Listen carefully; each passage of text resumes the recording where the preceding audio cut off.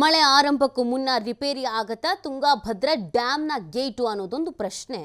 ಸದ್ಯ ಡ್ಯಾಮ್ನಲ್ಲಿ ನೀರು ಖಾಲಿ ಇದ್ರೂ ಕೂಡ ದುರಸ್ತಿ ಮಾಡ್ತಾ ಇಲ್ಲ ಅಧಿಕಾರಿಗಳು. ಅದ್ಯಾಕೆ ಅಂತ ಗೊತ್ತಿಲ್ಲ. ಕಳೆದ ಬಾರಿ ಮಳೆಗಾಲದಲ್ಲಿ ಎಲ್ಲರ ಜೀವ ಢವ ಢವ ಢವ ಅಂತ ಹೊಡ್ಕೊಳ್ತಾ ಇತ್ತು. ಕಾರಣ ಏನು ಅಂತಂದರೆ ಯಾವಾಗ ಏನು ಸಮಸ್ಯೆ ಆಗ್ಬಿಡುತ್ತೋ ಅಂತ ಎಷ್ಟೆಲ್ಲ ಹರಸಾಹಸ ಪಟ್ಟಿದ್ರು ಅನ್ನೋದು ಎಲ್ರಿಗೂ ಗೊತ್ತಿದೆ.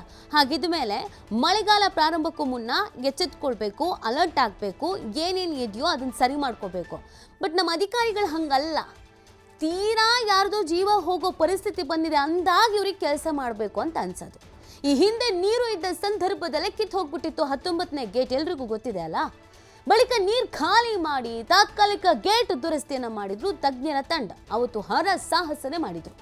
70 ವರ್ಷಗಳ ಹಳೆ ಗೇಟ್ ಬದಲಾಯಿಸಬೇಕು ಅಂತ ಡ್ಯಾಮ್ನ ತಜ್ಞ ಕನ್ನಯ್ಯ ಕೂಡ ಹೇಳಿದ್ರು. ಇಲ್ಲ, ಇದು 70 ವರ್ಷ ಆಗಿದೆ, ಡ್ಯಾಮ್ನ ಗೇಟ್ ಬದಲು ಮಾಡಲೇಬೇಕು ಅಂತ. 5 ಗೇಟ್ಗಳನ್ನು ಬದಲಾಯಿಸ್ತಾ ಇದ್ರೆ ಅಪಾಯ ಅಂತ ತಜ್ಞರ ತಂಡನೇ ಹೇಳಿದೆ.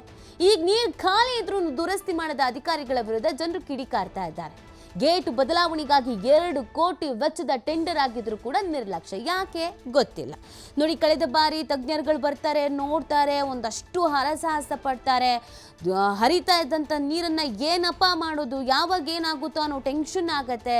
ಸರ್ಕಾರದ ಇರೋಬರ ಸಚಿವರೆಲ್ಲ ಹೋಗ್ತಾರೆ, ನೋಡ್ತಾರೆ, ಪ್ರತಿ ಒಂದು ಆಗಿದೆ. ಈಗ ನೀರಿಲ್ಲ. ಈಗ ದುರಸ್ತಿ ಕಾರ್ಯ ಮಾಡೋದಕ್ಕೆ ಸೂಕ್ತ ಸಮಯ, ಸೂಕ್ತ ಕಾಲ. ಬಟ್ ಇವ್ರಿಗೆ ಇನ್ನೂ ಕೆಲಸ ಮಾಡಬೇಕು, ಕೆಲಸ ಶುರು ಮಾಡಬೇಕು ಅನ್ನೋ ಮನಸ್ಸೇ ಬಂದಿಲ್ಲ.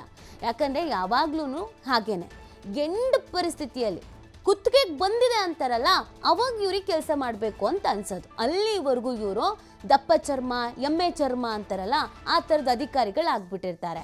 ಇವ್ರಿಗೆ ಫ್ರೀನೇ ಇರಲ್ಲ. ಸಿಕ್ಕಾಬಟ್ಟೆ ಕೆಲಸ.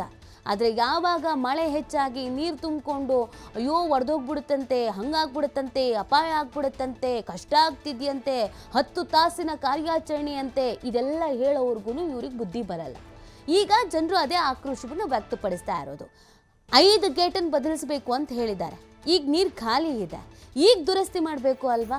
ಎಲ್ಲದಕ್ಕಿಂತ ಹೆಚ್ಚಾಗಿ 2 ಕೋಟಿ ವೆಚ್ಚದ ಟೆಂಡರ್ ಆಗಿದೆ ಸ್ವಾಮಿ, ಆದರೂ ನಿರ್ಲಕ್ಷ್ಯ ವಹಿಸ್ತಿದ್ದಾರೆ. ಈ ಬಗ್ಗೆ ಮತ್ತಷ್ಟು ಮಾಹಿತಿ ನೀಡ್ತಾರೆ ನಮ್ಮ ಪ್ರತಿನಿಧಿ ಸಿದ್ದು. ಪ್ರತಿ ಬಾರಿಯೂ ಎಲ್ಲ ಇಲಾಖೆಯಲ್ಲೂ ಕೂಡ ಅಧಿಕಾರಿಗಳು ಹಿಂಗೆ ನಿರ್ಲಕ್ಷ್ಯ ಮಾಡ್ತಾರೆ. ಏನೇ ಸಮಸ್ಯೆ ಆಗಿದ್ರು ಅದು ನೆಕ್ ಮೂಮೆಂಟಿಗೆ ಬರೋ ತನಕ ಸುಮ್ಮನೆ ಕೂತಿರ್ತಾರೆ. ಇಷ್ಟೆಲ್ಲ ಸಮಸ್ಯೆ ಆಗಿತ್ತು ಕಳೆದ ಬಾರಿ, ನಾವೆಲ್ಲರೂ ನೆನಪಲ್ಲಿ ಇಟ್ಕೊಂಡಿದ್ದೀವಿ. ಆದರೂ ಈಗ ಯಾಕೆ ಇಷ್ಟು ನಿರ್ಲಕ್ಷ್ಯ ಅಂತ, ಇನ್ನೂ ಮಾಡಕ್ಕೆ ಮನಸ್ಸಿಲ್ವೋ ಏನು ಕತೆ? ಖಂಡಿತವಾಗ್ಲೂ ನೀತಿ ಅಂದ್ರೆ ತುಂಗಭದ್ರಾ ಜಲಾಶಯದ 19 ಗೇಟ್ ಕಿತ್ತೋಗಿ 8 ತಿಂಗಳು ಕಳೀತಾ ಇತ್ತು. ಆರಂಭದಲ್ಲಿ ಜಲಾಶಯದ ಅರ್ಧ ನೀರು ಖಾಲಿ ಆದ್ಮೇಲೆ ಡ್ಯಾಮ್ನ ತಜ್ಞ ಆಗಿರುವಂತಹ ಕನ್ನಯ್ಯನಾಡು ಅವರ ನೇತೃತ್ವದಲ್ಲಿ ತಾತ್ಕಾಲಿಕ ಗೇಟ್ ಅನ್ನ ಕೂಡ ಕೂಡಿಸಲಾಗಿತ್ತು. ಗೇಟ್ ಕಿತ್ತೋಗಿರೋದ್ರಿಂದಾಗಿ ಕರ್ನಾಟಕ ಆಗಿರ್ಬೋದು, ಆಂಧ್ರ ಆಗಿರ್ಬೋದು, ತೆಲಂಗಾಣ ಆಗಿರ್ಬೋದು, ಈ ರಾಜ್ಯಗಳ 8 ಜಿಲ್ಲೆಯ ರೈತರು ಕೂಡ ಸಾಕಷ್ಟು ಆತಂಕ ಒಳಗಾಗಿದ್ರು ಅಂತಾನೆ ಹೇಳ್ಬೋದು. ಅದಾದ ಬಳಿಕ ಕೊನೆಗೆ 10 ದಿನಗಳ ಆದ್ಮೇಲೆ ಸತತ ಪ್ರಯಾಸದಿಂದ ಅಲ್ಲಿ ಗೇಟ್ ಗಳನ್ನ ಕೂಡಿಸ್ಲಿಕ್ಕೆ 19ನೇ ಗೇಟ್ ಅನ್ನ ಕೂಡ ತಾತ್ಕಾಲಿಕವಾಗಿ ಕ್ಲೋಸ್ ಮಾಡ್ಲಾಗತ್ತೆ.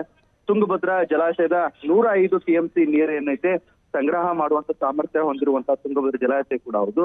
ಆದ್ರೆ ಇದೆಲ್ಲವೂ ಆದ ಮೇಲೆ ರಾಜ್ಯದಲ್ಲಿ ನೀರು ಖಾಲಿ ಆದ್ಮೇಲೆ ಕೂಡ ಉತ್ತಮವಾದಂತ ಮಳೆ ಆಗುತ್ತೆ. ಮಳೆ ಆದ್ಮೇಲೆ ಕೂಡ ಇಲ್ಲಿ ಭರ್ತಿ ಆಗಿತ್ತು. ಸಾಕಷ್ಟು ರೈತರಿಗೆ ತುಂಗಭದ್ರಾ ಜಲಾಶಯದಿಂದ ಕೂಡ ಅನುಕೂಲ ಆಗಿತ್ತು ಅಂತ ಹೇಳ್ಬೋದು. ಆದ್ರೆ 70 ವರ್ಷಗಳ ಹಳೆ ಜಲಾಶಯ ಗೇಟ್ ಆಗಿದ್ರಿಂದಾಗಿ ಇದನ್ನ ಬದಲಾಯಿಸಬೇಕಂತ ಹೇಳ್ಬಿಟ್ಟು ಡ್ಯಾಮ್ಗೆ ಭೇಟಿ ನೀಡಿರುವಂತ ತಜ್ಞ ಕನ್ನಯ್ಯನಾಡು ಅವರು ಕೂಡ ಒಂದು ವರದಿಯನ್ನ ಕೊಟ್ಟಿದ್ರು. ಆದ್ರೂ ಸಹ ಇವ್ರು ಯಾವುದೇ ರೀತಿಯಾಗಿ ಅದ್ರ ಬಗ್ಗೆ ತಲೆಯನ್ನ ಕೆಡಿಸ್ಕೊಳ್ತಾ ಇಲ್ಲ.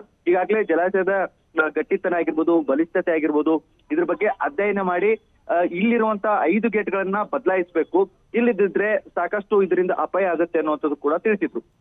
ಇದ್ರೆಲ್ಲರ ನಡುವೆ ಎಚ್ಚರಿಕೆ ಕೊಟ್ಟರು ಕೂಡ ಈ ಗೇಟ್ ಬಗ್ಗೆ ತಲೆಯನ್ನ ಕೆಡಿಸ್ಕೊಳ್ತಾ ಇಲ್ಲ. ಮತ್ತು ಸರ್ಕಾರದಿಂದ 2 ಕೋಟಿ ವೆಚ್ಚದ ಒಂದು ಟೆಂಡರ್ ಕೂಡ ಆಗಿದೆ. ಆ ಟೆಂಡರ್ ಕೂಡ ನಿರ್ಲಕ್ಷ್ಯನ ವಹಿಸ್ತಾ ಇರುವಂತದ್ದು. ಇನ್ನು ಮುಂಬರುವ ದಿನಗಳಲ್ಲಿ ಇದು ಯಾವ ರೀತಿಯಾಗಿ ಸರಿಪಡಿಸ್ತಾರೆ ಅನ್ನೋದು ಕಾದು ನೋಡ್ಬೇಕಾಗುತ್ತೆ ನೀತಿ. ಫೈನ್, ಥ್ಯಾಂಕ್ ಯು ಸಿದ್ದು ತಮ್ಮೆಲ್ಲ ಡೀಟೇಲ್ಸ್ಗಾಗಿ.